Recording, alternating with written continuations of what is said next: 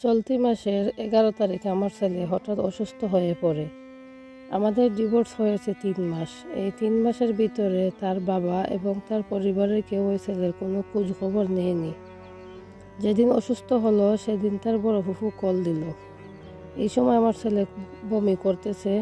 তখন আমি কল কেটে দিয়ে মেসেজ দিলাম সে খুব অসুস্থ, কথা বলতে পারবে না। এর পরের দিন তার বাবা আমাদের গ্রামে আসলো।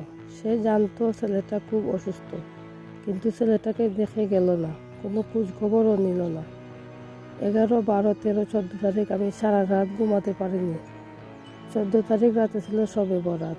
সারা দেশের মানুষ ইবাদত বন্দেগীতে মশগুল, আর আমি আমার ছেলেকে নিয়ে বসা। ছেলেটার অসুস্থতায় কাতরাচ্ছে। আমিও ছেলেটার অসুস্থতা দেখে চোখের পানি ধরে রাখতে পারিনি। আমিও সারা রাত তার অসুস্থতা দেখে, তার যে অশান্তি দেখে আমিও কান্নাকাটি করি। আমি শবে বরাতের রাতে নকল ইবাদত বন্দেগী করতেও পারিনি এবং দিনের রোজাও রাখতে পারিনি। শবে বরাতের দিনে আবারও তার জ্বর বেড়ে গেল। জ্বরে মনে হচ্ছে তার গা পুড়ে যাচ্ছে, তাকে ছোঁয়া যাচ্ছে না, এরকম অবস্থা। পরে আবারও তাকে ডাক্তারের কাছে নিয়ে যাই। ডাক্তার সাহেব তাকে দেখে বললেন বাচ্চাটার ঠান্ডা লেগে গেছে। অনেক অ্যান্টিবায়োটিক ওষুধ লিখে দিলেন। ঔষধ খাওয়ানোর পরও ছেলেটার কাশি কমেনি। 2 দিন পর আবারও নিয়ে যাই নেবুলেশন দেওয়ার জন্য ডাক্তারের কাছে, এবং তার বাবাকে মেসেজ দিয়ে বললাম যে সে খুব অসুস্থ। কিন্তু তার বাবা একটিবার কল দিয়েও জিজ্ঞাসা করলো না ছেলেটার অবস্থা কেমন। শুধু একটা মেসেজ দিয়ে তার সব দায়িত্ব পালন করে দিল। একটিবারের জন্য ছেলেটাকে দেখতে আসলো না।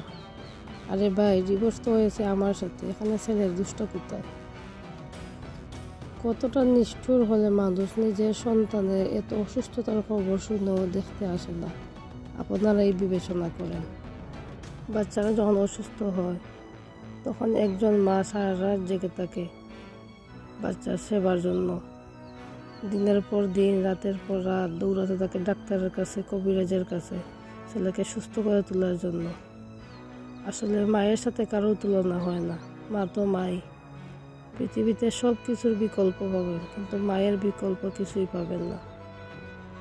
যদি আমার ভিডিওটি আপনাদের ভালো লাগে থাকে, তাহলে এরকম আরও ভিডিও পেতে আমার চ্যানেলটিকে লাইক এবং সাবস্ক্রাইব করে পাশে থাকার অনুরোধ রইল।